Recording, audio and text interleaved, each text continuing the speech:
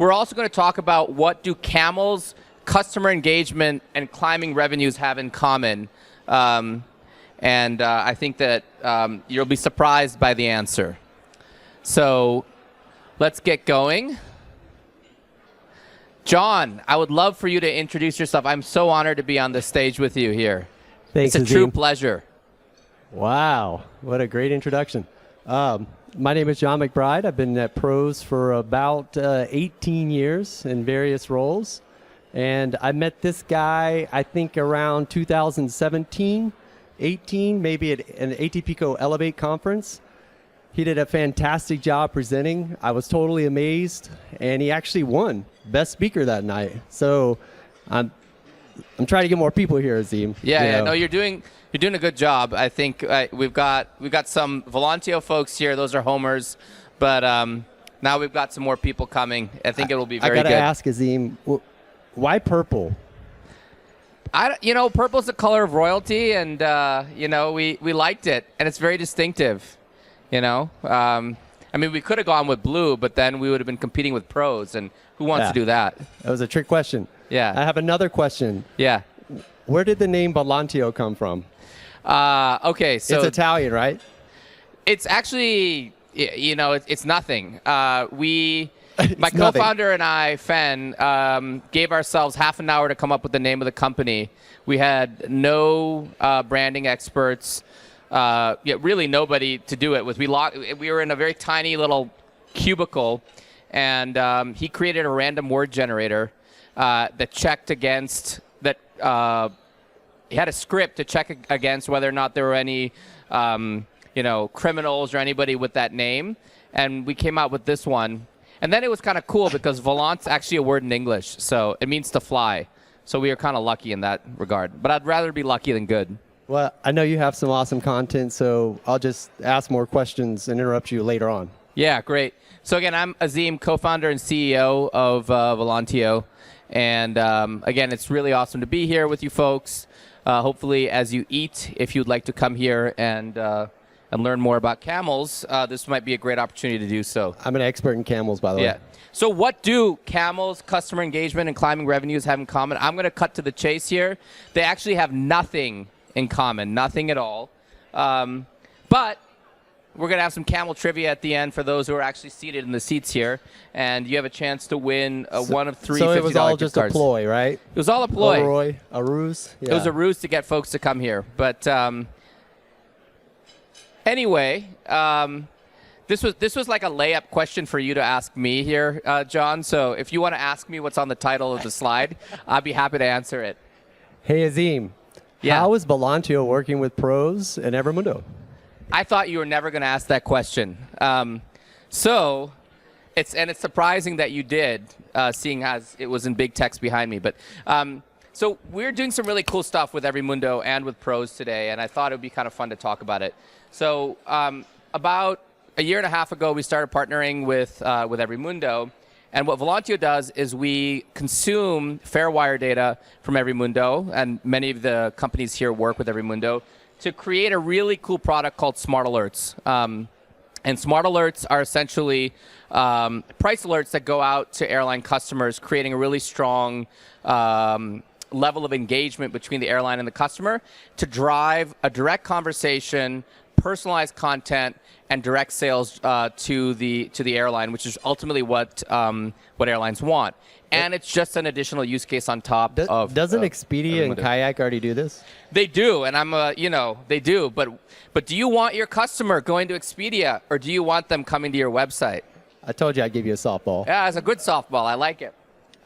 And with PROS, we're collaborating on a product to help drive incremental revenues by consuming RM data to make offers to people on peak flights to move to off-peak flights, enabling the airline to resell that seat for a profit. We're going to talk about both of these things in a second. So, if this works, I will be very excited. I will potentially even reward myself the $50 gift card from Amazon. But there's a video here, and I really hope it works, because I want, for all you folks here, some of you may have kids, watch this video and think about your relationship with your kids and why you really travel.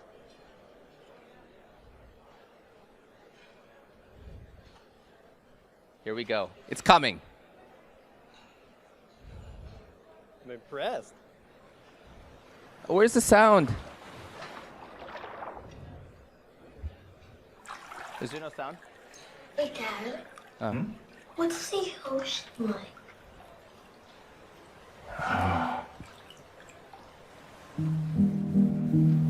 Is the ocean warm? Yeah, it can be very warm. Are there animals living underwater? Can the ocean come in different colors? Like pink, blue. Bogey, we're going to Jamaica. You were made to remember some days forever. We were made to help you find the best way there.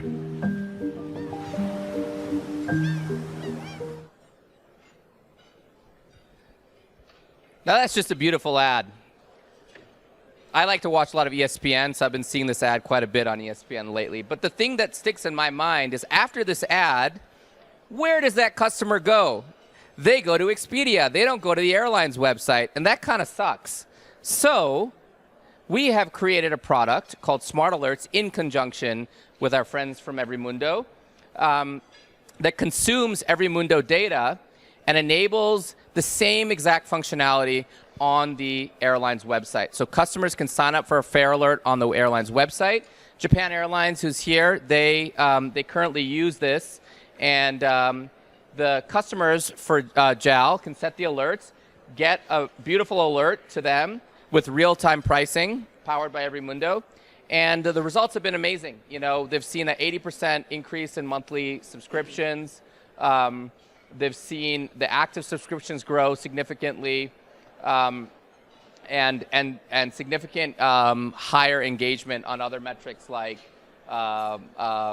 opt-ins and the revenue per active subscription. So Hey, Azim, Yeah. is this one of the new entries on the EveryMundo marketplace? yes, actually it is. Yeah. Okay. Thank you for that question. Yeah. I appreciate it. I told you I'm just trying to make you look good. Yeah. It's You don't need my softball, man. help, but Yeah, I know. No, but the cool thing here is that because of the partnership that EveryMundo has made with Volantio, through this marketplace, it's made it much, much easier for any airline to work together with a company like ours, add in a cool new feature, and potentially get some really amazing results like this, and better compete with people like Expedia, Kayak, Google Flights, you name it. Every one of those companies is out there to eat your lunch, and we're helping you make sure that you're able to eat your own lunch. And it's kind of ironic because many of you are eating your own lunch right now. So just to finish this up, it's pre-integrated with EveryMundo. Out of the gate, we've already done that. Here's the best thing. Many of you guys know from airlines that one of the hardest things to do is contracting and procurement. Like, that's the thing that sucks more than anything else, dealing with your lawyers. And the best thing here is that our contract can sit directly under the EveryMundo contract as part of the partnership. It's a smart thing, honestly, that EveryMundo's done, so that we're just an order form underneath the EveryMundo contract. So it's very easy to go quickly, to start and do this very quickly. And it can be deployed in less than 6 weeks. So encourage you guys to come. We got a booth over there. If you can see ATPico, you can see Volantio. It's right behind ATPico. And we're right over there. And come and talk to us. We'd love to show you the case study and some other information. are there others using it, or is it? Yeah, so right now, today, we've got a number of carriers globally using it, but with the EveryMundo partnership, we've done it with Japan Airlines. Avianca's working together with us as well. Air Europa has launched. Copa's in the process of launching. So there's a lot of carriers right now that we're working with. And the cool thing is we've been able to do this all like in very quick time because we're pre-integrated with EveryMundo now, so it makes it very fast for any carrier that has EveryMundo to launch this. Cool. So now comes the fun stuff. Everything's fun, John. Now we're going to talk about revenue management for a few minutes. So what does RevBoost do? This is like, you got to like shift your mind now. Now we're going to talk about revenue management, not digital. So we're in the revenue management space now.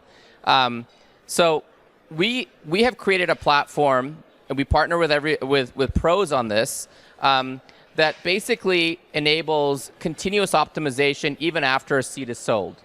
So if you think about standard revenue management, or the traditional revenue management processes, they do an incredible, fantastic job optimizing on a fixed capacity base. Thank you. Yes, like pros. But sometimes things change after the fact and there's volatility, and we can come in and help on the margins to drive further optimization right up until when the flight departs. And this really addresses the problem of limited peak supply. So I hope these location markers are... they kind of look like ghosts. They look like goats? Like Casper. Casper, ghosts, yeah. Ghosts, Yeah. Or like the little guys from Pac-Man. Yeah. Or angry ghosts. This guy's particularly angry right here. So imagine you have a peak flight. If you could have another 10 seats on this flight, you could sell them. You have an off-peak flight that's not going to sell out. What our platform does is it makes offers to the people on the peak flight to voluntarily go to the off-peak flight, thereby enabling the people who really want to go on that flight to fly, and the people on the other flight to be able to get a seat on that flight. Sounds really easy to do. It does sound easy to do, but I would say revenue management also sounds really easy to do, right? The concept's easy, the execution is hard, as always. I agree. So the cool thing on this, and this is just like a Excel export, is that we actually track down to the seat level the profitability of every single move of every single passenger that we made, so we can report this back to a carrier. And just like at any casino, sometimes we're the house, right? Usually the house wins, sometimes the house loses, but it's kind of like the house always wins over time. And this platform will always drive incremental profit over time, which we found to be really valuable for our airline partners. And at the end of the day, what this is worth to a carrier is between 0.5 point to 1 point of RASK when it's fully optimized. So this is big money for carriers, and it's pure profit. It's an untapped profit pool right now, and it's a big opportunity. On some of the carriers you've deployed this, what is the magnitude of kind of changes, like roughly speaking? Like the number of passengers? Sure, yeah. Like just a ballpark. The revenue management system does a tremendous job with the initial optimization. So we're only looking at maybe 3 to 5 passengers per constrained flight. We're not looking at doing 20 or 30, because if you were, there'd be something fun. You'd have to look initially at the revenue management system. You probably have to be pretty selective of which passengers you're going to move, right? You just can't just target the ones that didn't pay a lot, right? Yeah. I mean, maybe walk us through really quickly some of that. Yeah, no, so there is a degree of selectivity in terms of who you reach out to. There's a set of business rules that the airlines typically set. So for example, Qantas is a customer of ours, and they typically wouldn't want you to contact their top tier frequent flyers. Iberia, the same thing, right? So others that we work with have certain business rules that are set up to ensure that certain types of passengers aren't contacted. But overall, and then there's other things that we can start looking at in terms of the PNR, like what's the fare class booked? Beyond, like, obviously the frequent flyer says how many passengers are they traveling with, right? Do they have special service requests, some SSRs that you don't want to target, et cetera, et cetera. So it's not a trivial move. No. And then ultimately what we do, the hardest thing to do, honestly, on this one is not just contacting passengers, just coming up with the amount that you should offer to a passenger to move. Like, why should you offer 25 versus 100 versus 150 versus 75? So we use machine learning to come up with the exact right profitable amount to offer to a customer to move. I have one last question. I know you have like 15 more slides, but how do you contact them? Do you actually work through the airline's messaging platform, or do you have your own messaging platform? We have our own messaging platform. So, I mean, we can feed that information back into the CRM, but we have our own email platform. We can integrate with their, typically airlines have their own kind of WhatsApp system, so we can do it through WhatsApp, text message. We can send passenger pigeons too to people's house, you know, with the message. No, and also obviously in-app notifications. All right, I think we have some trivia. We don't have much time left. Yeah. All right. So the trivia. So here we go. Camel trivia for folks. Let's see what you know here, and I will pick on anybody who puts their hand up. How much water can a camel drink in 10 minutes? This is Price is Right rules. The person who gets closest to the correct number without going over. 10 minutes, standard camel, how much? 20 gallons. We got a 20. 1 gallon. Okay. 100 gallons. Okay. Oh, we got one right here. 115 liters. Oh, we got to go in the imperial system here. Divide by 4, like 26. Okay. What was that? 17? 70? 54? Oh. Angeli? Huh? 10? 150 gallons. All right. 35. Anybody else? 120. All righty. We have a winner. We have a winner for the answer. And he was really close. This is Price is Right rules. Closest without going over. So whoever said 54 was so close, but you went over by a gallon. So 35 wins. Woo! Why don't you come on down and get your prize here? All right, here you go. $50. Yes. Yay. All right, here's our next camel question. How many gallons of water does a camel store in its hump? All right. What do they store in their hump? Oh, my goodness. That was a no-brainer according to you. It's a no-brainer. Yeah. You want? Yeah, that you got it. You win. You won $50. There's a llama in here too. Should have been a camel, but. All right. The last one. What color are camels when they are born? I don't know if you can have 2 winners in a row here. So yeah, I'll give it to you, but you're gonna have to give it to somebody else. Maybe give it to the guy that did 54. Huh? Yeah, I'm gonna give it to who was 1 gallon Drew. over. All right, Drew, come on, buddy.